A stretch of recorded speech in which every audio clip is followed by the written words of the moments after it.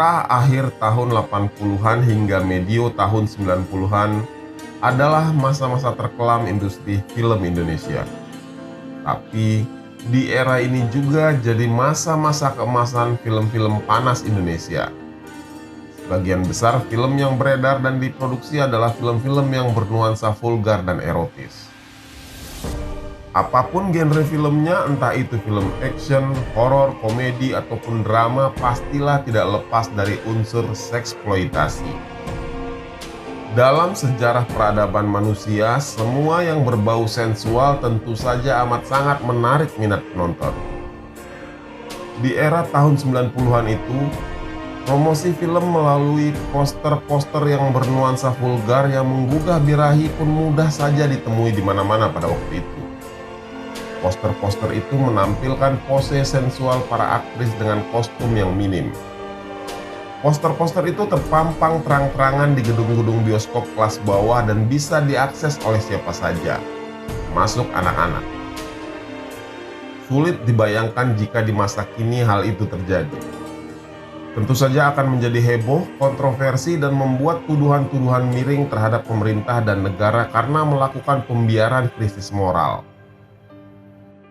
Judul-judul film di tahun 90-an itu pun super clickbait, ambigu dan yang pasti erotis, sehingga membuat orang penasaran dan berbondong ke bioskop.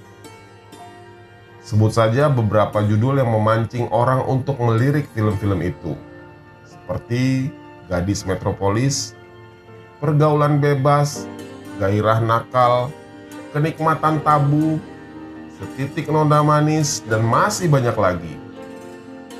Dari film-film tersebut melambunglah nama-nama tenar bintang-bintangnya seperti Inneke Koesherawati, Kiki Fatmala, Shelly Marcelina, Feby Lawrence, Windy Cyndiana, Malvin Saina, dan Yurike Pastika.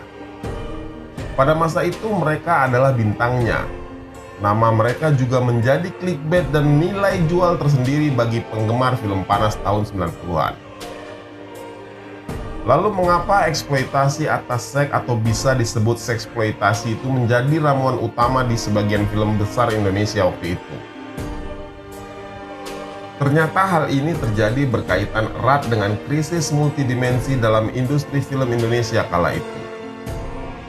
Berbeda dari kondisi perfilman Indonesia era 70-an, film era 90-an bisa disebut era krisis terparah perfilman Indonesia. Di era tahun 90-an, banyak gedung-gedung bioskop legendaris yang mulai tidak laku, sepi peminat dan bahkan hampir bangkrut. Ada dua faktor utama dan beberapa faktor lain yang membuat karut-marut perfilman kala itu. Pertama, dari sisi produksi. Kedua, dari sisi peredaran film ke bioskop di seluruh Indonesia yang tidak merata. Bioskop-bioskop kelas 1 mengutamakan film-film blockbuster dari Hollywood untuk meraup untung. Sementara bioskop kelas 2 yang keterjangkauannya lebih luas tidak berani menayangkan film-film itu karena mahal dan takut tidak balik modal. Bagi produsen film Indonesia sendiri sulit untuk bersaing melawan film-film berkualitas dari Hollywood itu. Lalu, pemikiran paling pragmatis tentu saja membuat film berbiaya murah dengan pasar kelas bawah. Solusinya adalah film yang mengandalkan nuansa-nuansa seksualitas yang gampang dijual daripada harus bertaruh dengan ketidakpastian. Produsen tidak ingin membuat film dengan produksi yang balik modalnya tidak jelas sehingga memilih formula yang pasti-pasti saja, yaitu membuat film yang kental dengan seksploitasi. Film erotis berbudget rendah adalah cara mereka untuk menghasilkan keuntungan dengan cepat sekaligus menjaga industri perfilman tetap bertahan. Film-film seperti ini memiliki ciri khas tersendiri, diantaranya adalah adegan humor kasar bercampur vulgar dan karakter perempuan-perempuan seksi yang menonjol. Sebenarnya era film-film yang menampilkan perempuan-perempuan seksi dengan alur cerita untuk 17 tahun ke atas sudah ada jauh sebelum boomingnya film-film panas era 90-an. Era tahun 70-an, film dewasa Indonesia pertama berjudul Bernafas Dalam Lumpur produksi tahun 1970 dibintangi oleh Suzana dan disutradarai oleh Rahmat Kartolo. Film ini berkisah tentang Supinah, seorang wanita desa yang mencari suaminya ke Jakarta. Sampainya di Jakarta, dia diperkosa, ditipu, dan pada akhirnya dijerumuskan ke dalam prostitusi. Film ini memperlihatkan adegan-adegan plus-plus dengan cara yang cukup vulgar. Kesuksesan Bernapas dalam Lumpur kemudian diikuti dengan berbagai film-film yang tak kalah panas. 3 tahun setelah sukses dengan Bernapas dalam Lumpur, dirilis film berjudul Bumi Makin Panas karya Ali Shahab. Film ini bukan tentang pemanasan global, tapi formula yang dipakai kurang lebih sama dengan film Bernapas dalam Lumpur, yakni seorang perempuan dengan masa lalu pahit menjadi pelacur dan kemudian berhadapan dengan hidup yang merana. Film produksi tahun 1973 ini bercerita tentang tokoh Maria, perempuan yang menjadi narapidana karena membunuh ayahnya, kemudian memutuskan untuk masuk ke dunia hitam dan menjajal profesi sebagai PSK setelah keluar dari penjara. Tahun 1976, ada film Inem Pelayan Seksi hasil karya sutradaranya Abbas Akub dengan pemerannya antara lain Doris Callebaut. Pada era tahun 80-an, nama Eva Arnaz yang melejit. Dia membintangi film berjudul Midah Perawan Buronan dan Bumi Bulat Bundar. Jangan ditanya adegan panas di dalam kedua film itu.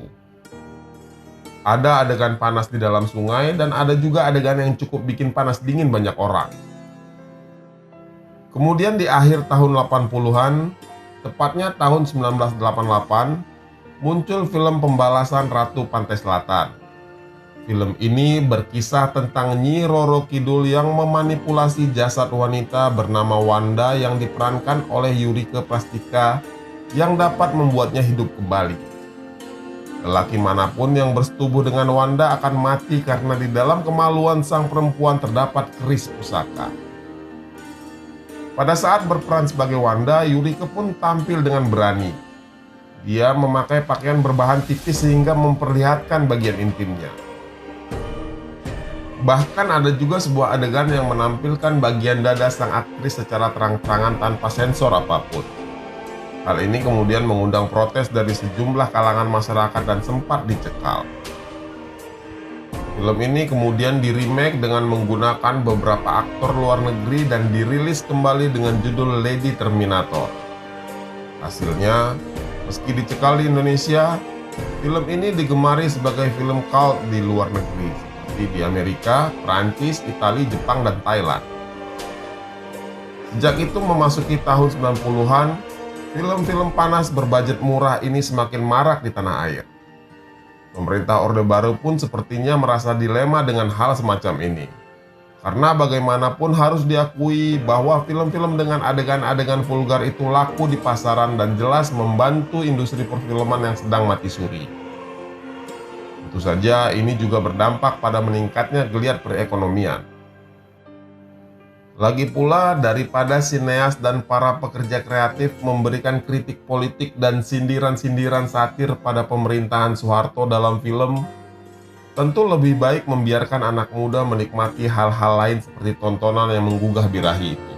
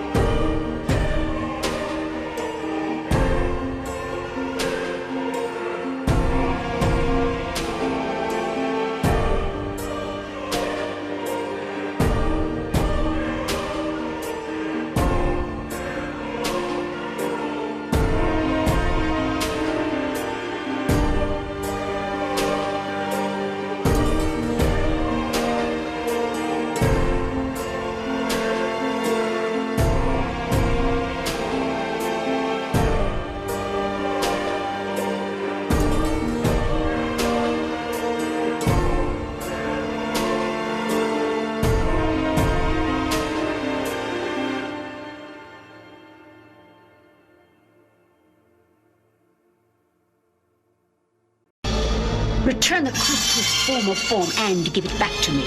You are my wife now. I want you to stop the killings. Give me that!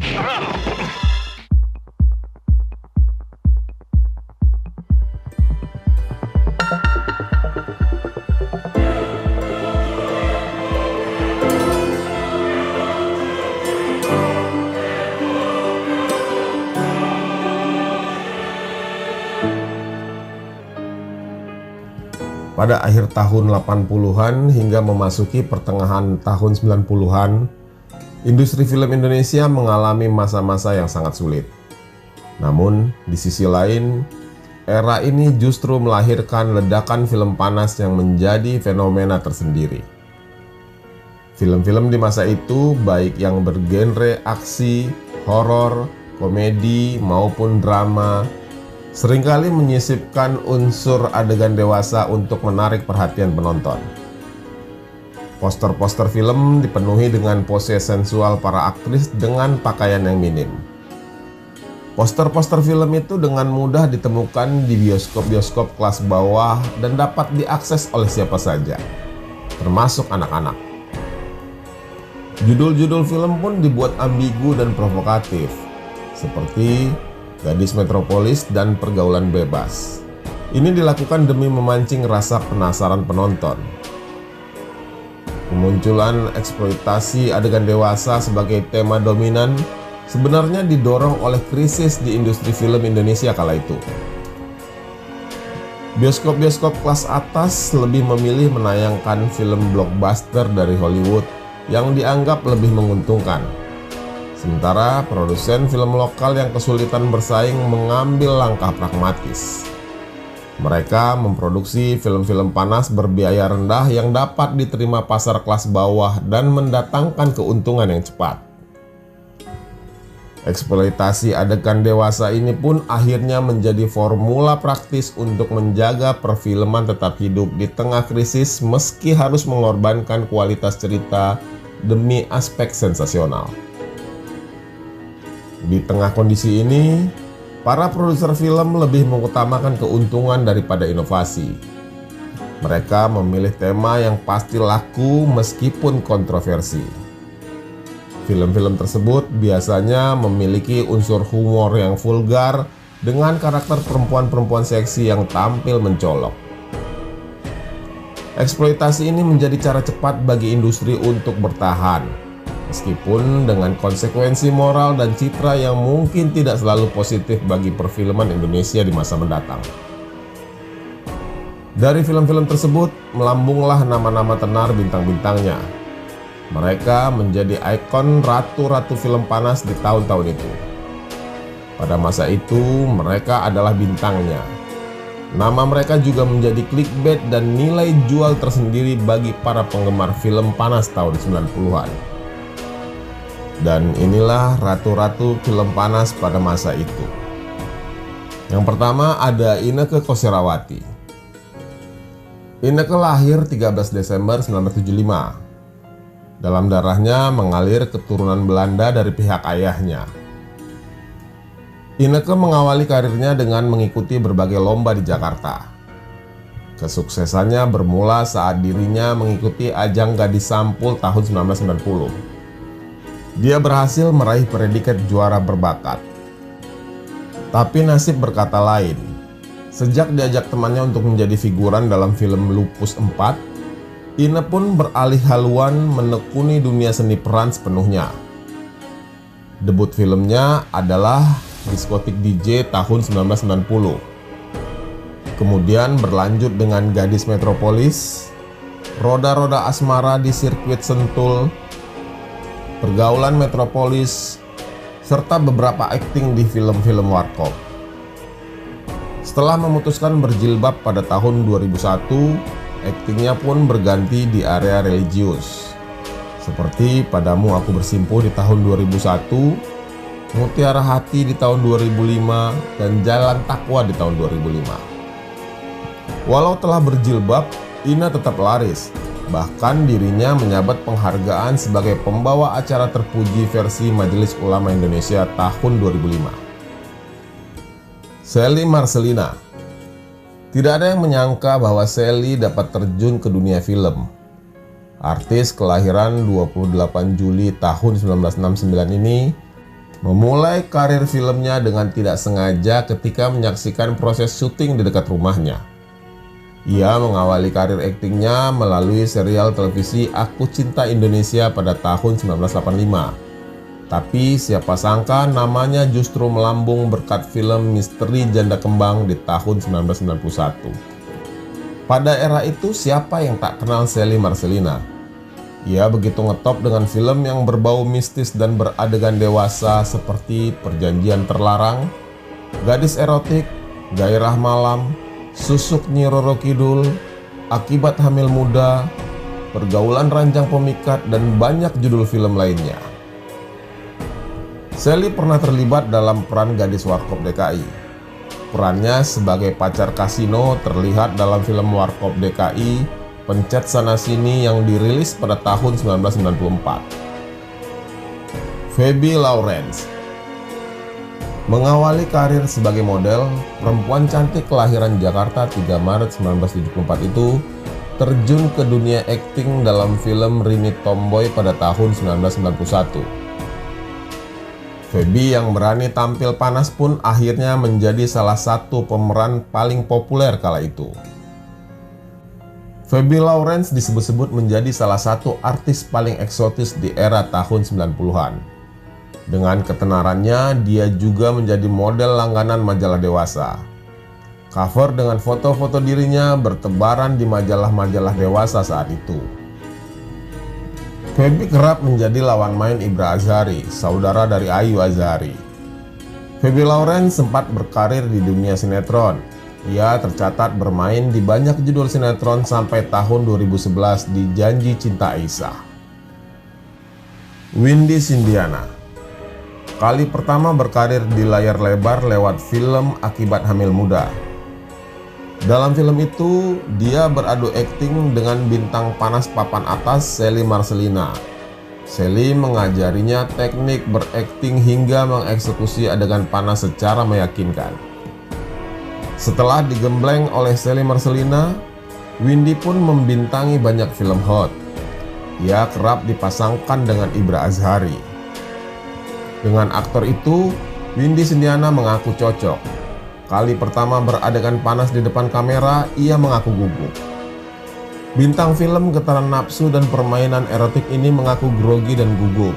Tapi Sally Marcelina selalu memberi contoh setiap kali akan memainkan adegan dewasa.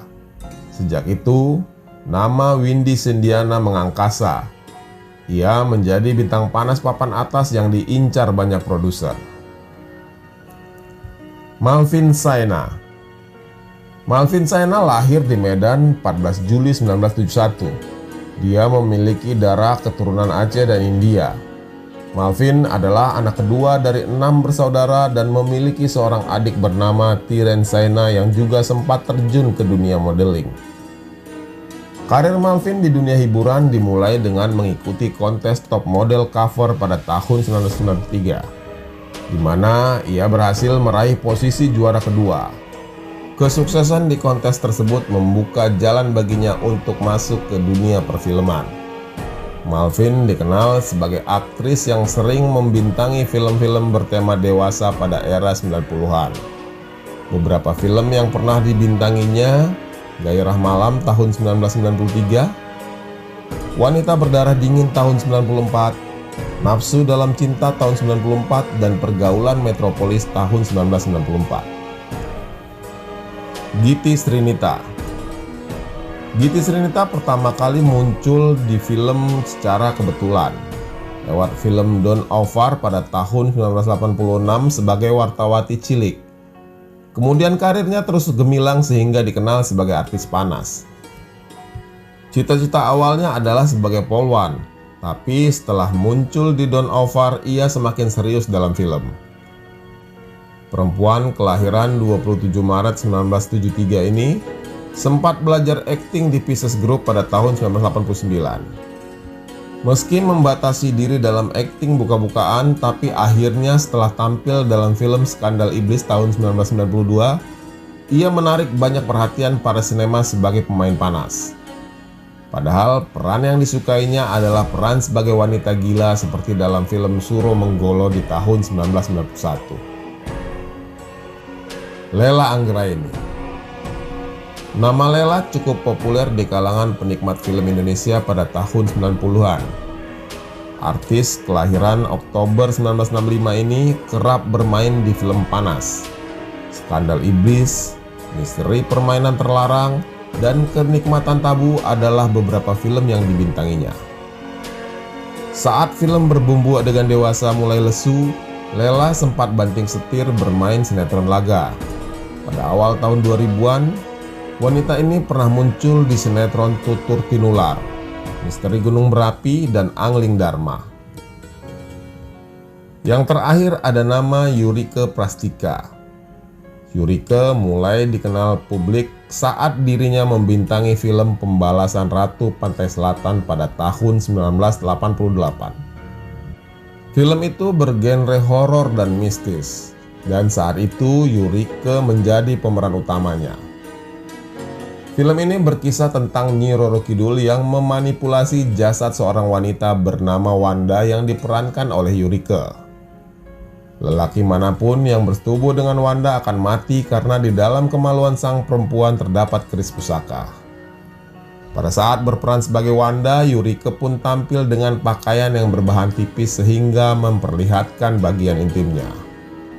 Bahkan ada juga sebuah adegan yang menampilkan bagian dada sang aktris secara terang-terangan tanpa sensor apapun. Hal ini kemudian mengundang protes dari sejumlah kalangan masyarakat dan sempat dicekal. Film ini kemudian di-remake dengan menggunakan beberapa aktor luar negeri dan dirilis kembali dengan judul Lady Terminator. Hasilnya, meski dicekal di Indonesia, film ini digemari sebagai film cult di luar negeri, seperti di Amerika, Prancis, Italia, Jepang, dan Thailand.